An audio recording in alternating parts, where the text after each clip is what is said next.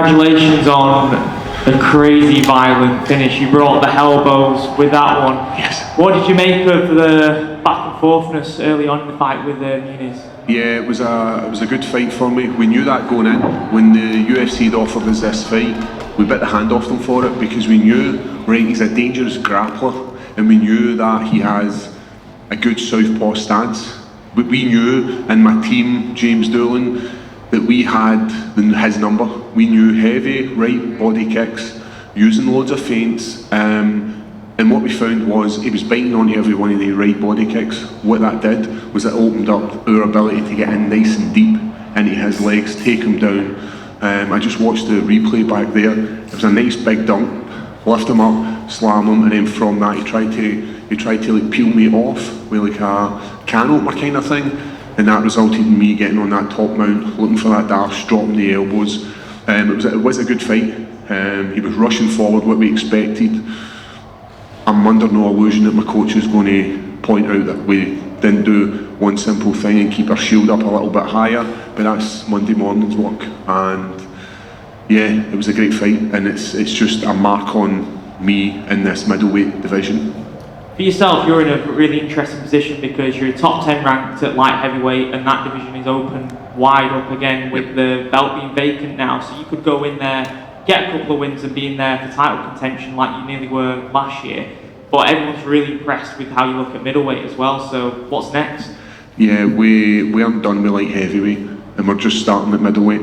We will do both, and it's where the fights are. If the fights are at light heavyweight, then we'll take it.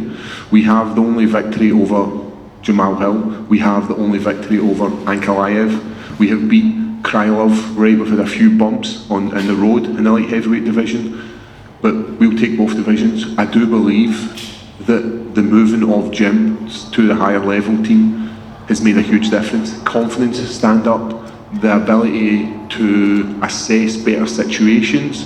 One of the things James says is soft knees, good eyes, and I could hear him saying that in the corner, and it works so well. And as he came in and he was giving me advice, and he's like, Paul, you see everything coming, because we've worked on it for 6 months, we've worked on movement, we've worked on controlling that distance, and that showed in the fight. Right, we made a few mistakes, and it's hard, only 6 months of drilling, but we need to, what's happened?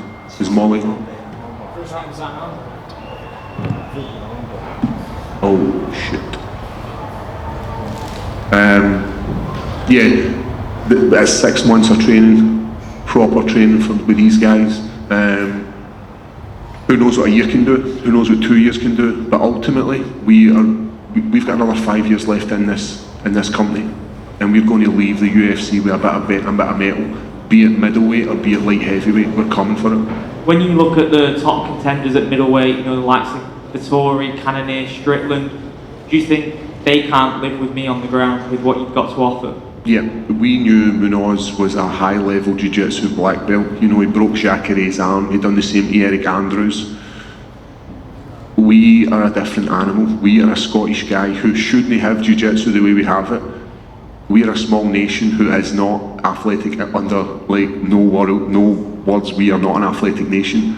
But what we have got is we have got heart, we've got determination, and I showed that in the fight. Even when we're taking shots and we're taking damage, we're still in the fight and we're always there. So the next 6 months is going to be interesting for Paul Craig. Final one, Khamzat's here tonight.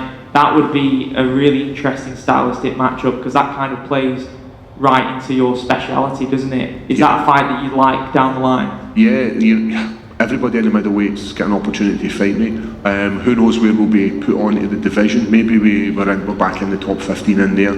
Number 9 in the light heavyweights, maybe in the top 15 in middleweights. We'll find out Monday.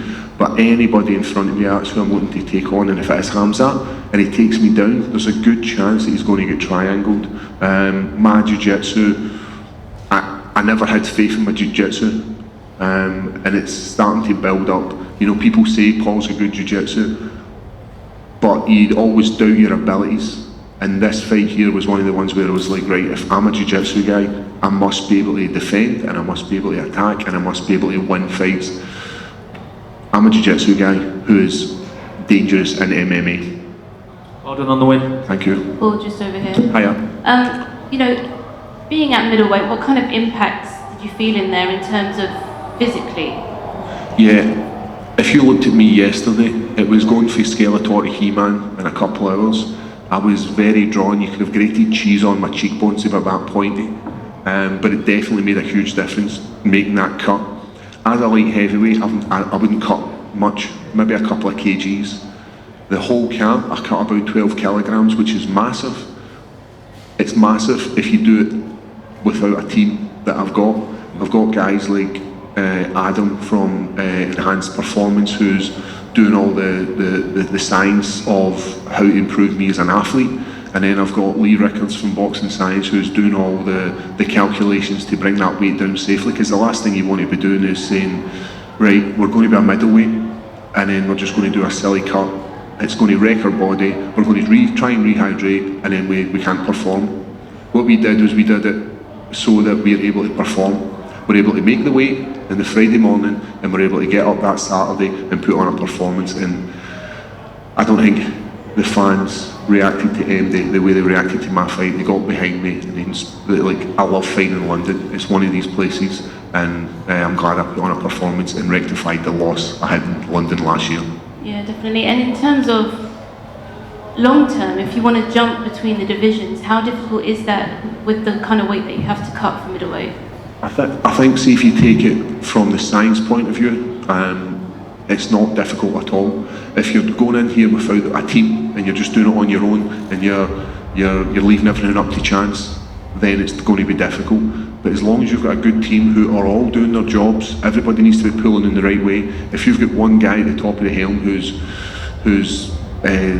thrown off the leg of the table, then he's going to throw off the whole whatever's on that table. All the guys are there to support me, be it training partners, be it coaches, be it mentors, whatever it is, they're all there for Paul.